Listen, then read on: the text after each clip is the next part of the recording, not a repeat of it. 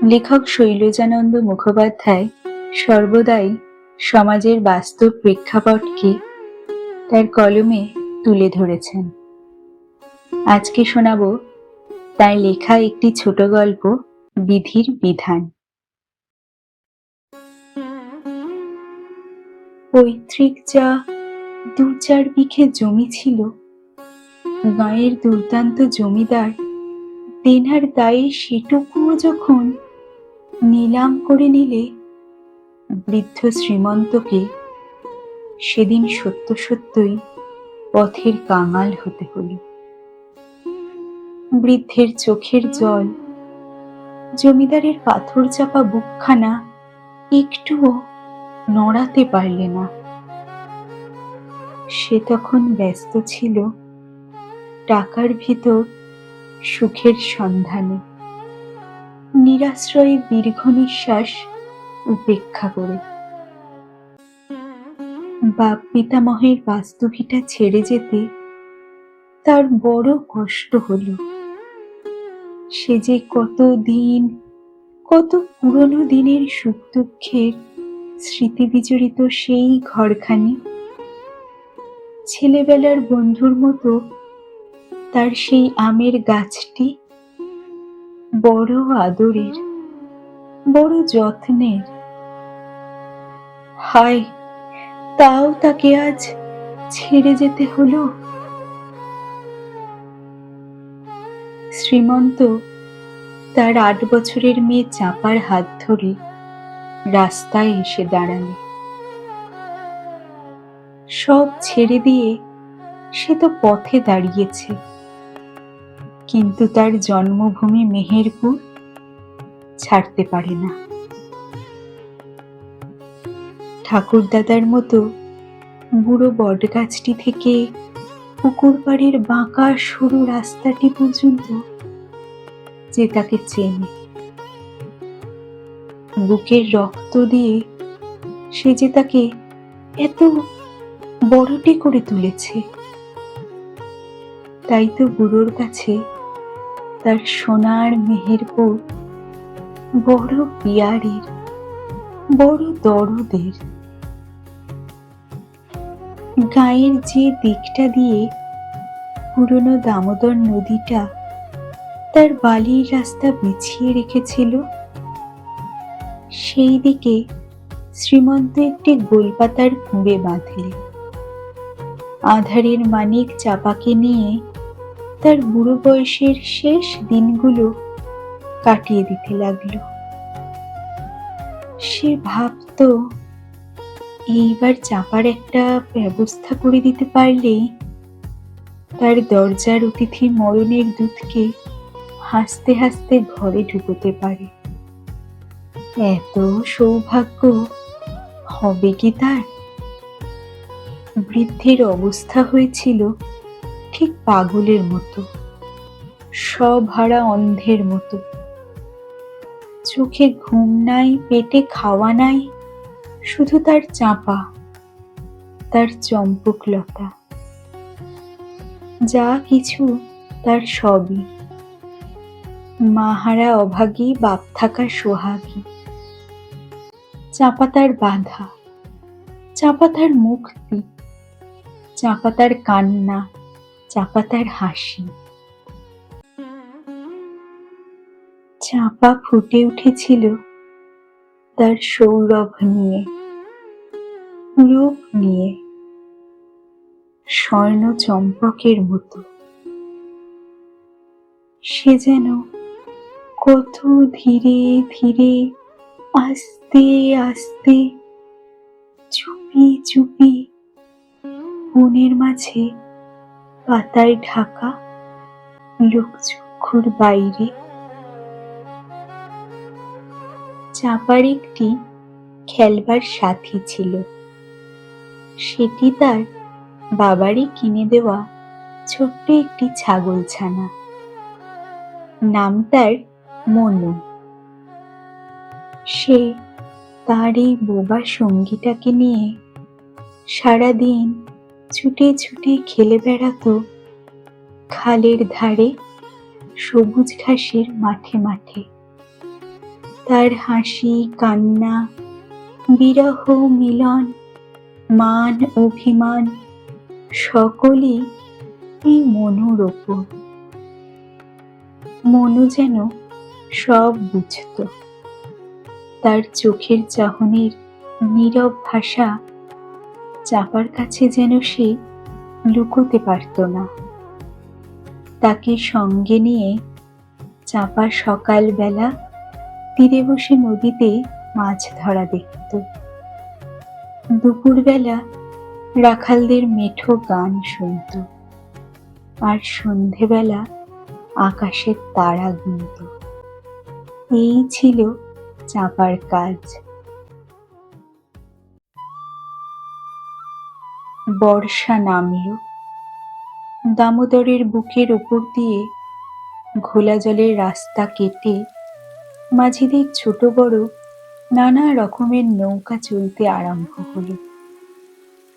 দিনের আলো যখন নিভে আসত, সূর্যদেবের বিদায়কালের হাসির ছটা যখন ঢেউয়ের ওপর পড়ে নেচে নেচে উঠত, চাপা তখন তার মনুকে নিয়ে জলে ভেজা ছপছপে পিছল রাস্তার উপর দিয়ে নদীর কিনারে গিয়ে দাঁড়াত। মাঝিদের মিঠে গানের সুরটুকু মাঝ দরিয়ার নৌকো থেকে জলো হাওয়ায় কাঁপতে কাঁপতে তার কানে এসে বাজত। সেদিন বৈকালে প্রীতমে চাষার ক্ষেতে দুটো শশা গাছের কচি কচি ডগার লোভ সামলাতে না পেরে চাপার ছাগলছানাটি মাঠে নেমে খেতে আরম্ভ করলে। চাপা আগে আগে চলছিল, দেখতে পায়নি। প্রীতমে চাষার দুষ্টু ছেলে নফর মাঠের ধারে বসেছিল। আস্তে আস্তে দৌড়ে এসে পিছন থেকে তাকে ধরে ফেললে। মনুর চিৎকার শুনে পিছন ফিরে চাপা দেখলে নফরা চাষা তার পরনের মোটা কাপড়টার একধার দিয়ে মনুর গলায় বেঁধে নিষ্ঠুরের মতো তাকে হিড়হিড় করে টেনে নিয়ে যাচ্ছে। চাপা দৌড়ে এসে নফরের হাতটা ধরে বলে উঠল, কোথা নিয়ে যাস নফরা? নফর চাপার দিকে তাকিয়ে বললে, কেন খোয়ারে, আজ আর ছাড়ছি না। তাই বলি, আমার শশার গাছ কে খায়? চল চল। বলে নফর আবার মনুকে টানতে লাগলো। চাপা নফরের হাত ধরে ফেললে। ভাই নফর, আজকের মতো ছেড়ে। আর বলতে পারলে না সে। চোখ দিয়ে জল গড়িয়ে এলো। পাথর দিয়ে নফরার বুকখানা তৈরি হয়েছিল কিনা জানি না। তাই সে চাপার হাত দুটো জোর করে ছাড়িয়ে দিয়ে বলে উঠল, যা যা, বহুত মেহনতের ফসল। নফরের দয়া কিছুতেই হলো না। জোর করে ছাগলটিকে টানতে টানতে নিয়ে চলে গেল। চাপা অনেকক্ষণ ধরে মনুর দুর্দশা দেখতে লাগলো। চোখ দিয়ে তার দরদর করে জল গড়িয়ে পড়ল। 2-3টে মাঠ পেরিয়ে নফরা চলে গেলে চাপা যখন তার মনুকে আর দেখতে পেলে না, তখন তার ভাবনা হলো, পয়সা কোথা পাবে সে? ধীরে ধীরে ম্লান মুখে তাদের কুড়ে ঘরটিতে ফিরে এসে চাপা শ্রীমন্তকে সব কথা বললে পর সে তার সঞ্চিত 4টি পয়সা চাপার হাতে দিয়ে বললে, এই নে, যা মনুকে ছাড়িয়ে নিয়ে আয়। চাপা দেখলে ছোট ছোট পাঁচিলে ঘেরা খোয়ার ঘরটার ভিতর অনেক গরু বাছুরের মধ্যে মনু আর্ত কণ্ঠে চিৎকার করছে, আর তার পাশেই একটা ছোট কুঠুরির ভিতর কে একজন মুসলমান বসে আলবোলায় তামাক খাচ্ছে। চাঁপাকে দেখেই লোকটি জিজ্ঞাসা করলে, কি চাই? চাঁপা পয়সা চারটি তার হাতে দিয়ে বললে, ওই ছাগলটি। পয়সা চারটি গুনেই সে বলে উঠল, আর একটা চাই যে। চাঁপার মুখখানি বিবর্ণ হয়ে গেল। আর তো সে আনে নাই। ধীরে ধীরে বললে, আর তো নাই। তবে হবে না বলেই চাঁপাকে পয়সা চারটি ফিরিয়ে দিয়ে ভাঙা কলকেটায় ফু দিতে লাগলো। ফিরে আসবার সময় ছোট পাঁচিলের উপর ঝুঁকি মেরে চাঁপা মনুকে দেখতে গেল। চাঁপাকে দেখেই মনু ছুটতে ছুটতে তার কাছে দৌড়ে এলো। চাঁপার কান্নার বাঁধ উথলে উঠল। আবার অশ্রু গড়িয়ে তার বুকের উপর টসটস করে পড়তে লাগলো। অনেকক্ষণ বিহ্বল দৃষ্টিতে সে তেমনি ভাবে দাঁড়িয়ে থাকল। এদিকে যে রাত্রি হয়ে আসছে, চারিদিকে মেঘ ঘনিয়ে এসেছে, সেদিকে তার লক্ষ্য নাই। কি একটা কাজের জন্য খোঁয়ার মুন্সি বাইরে এসে দেখলে মেয়েটি তখনও দাঁড়িয়ে আছে। চাঁপার কান্না ধোয়া মুখের পানে তাকিয়েই কে জানি কেন তার কি মনে হলো, তাকে কাছে ডেকে সে বললে, নিয়ে যাও তোমার বকরি, আমি কিছু চাই না। চাঁপা মনে মনে ভাবলে, এ কি, নফর তাদের নিজের জাত হয়েও তাকে এতটুকু দয়া করে নাই। আর এই বিজাতির এ কি অযাচিত অনুগ্রহ! কি একটা আনন্দে তার সমস্ত বুকখানা ভরে উঠল। তার দিকে চাঁপা একবার তাকাতে গেল, কিন্তু পারলে না। ছাগলটি নিয়ে ফিরে আসবার সময় চাঁপার অনুরোধ সত্ত্বেও সে কোনো মতে পয়সা নিলে না। মনুকে কোলে নিয়ে চাঁপা গায়ের ভিতর আসতে না আসতেই ভীষণ বৃষ্টি, চারিদিক অন্ধকার করে এসেছে। পাশেই গাঁয়ের জমিদারের মস্ত দালান বাড়ি। সেদিন জমিদারের ছেলের বিয়ে, তাই একটা বড় নাট মন্দিরের মতো জায়গায় নহবত বাজছিল। অনেক লোক সেখানে ভিড় করে দাঁড়িয়েছিল। বৃষ্টি থেকে রক্ষা পাওয়ার জন্য চাঁপাও মনুকে নিয়ে সেইখানে উঠে দাঁড়ালো। বৃষ্টি আর থামে না। পুরো 2 ঘন্টা ধরে এমনি সমান জোরেই বৃষ্টি হতে লাগল।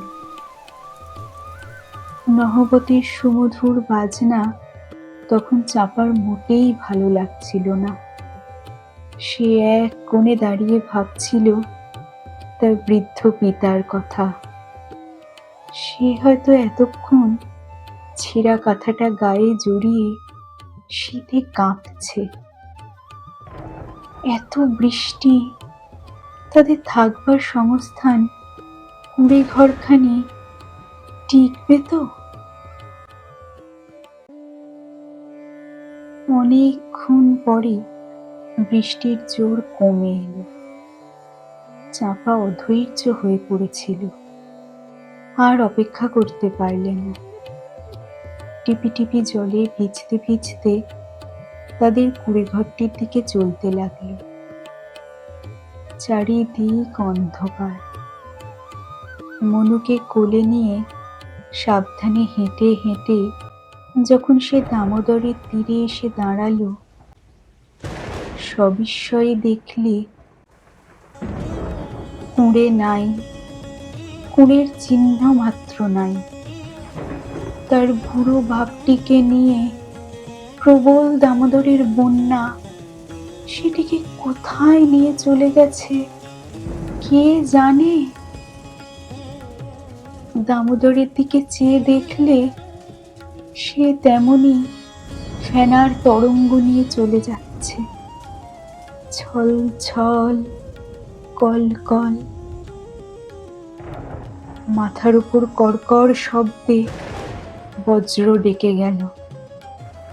বিদ্যুতের আলোতে নদীর জল চকচক করে বিদ্রূপের হাসি হেসে উঠল। জমিদার বাড়ির সানাইয়ের সাহানা রাগিনীর সুর এলোমেলো বাতাসে ভেসে এসে চাঁপার কানে ঠিক বিষাক্ত বাণের মতোই বিঁধে দিয়ে গেল।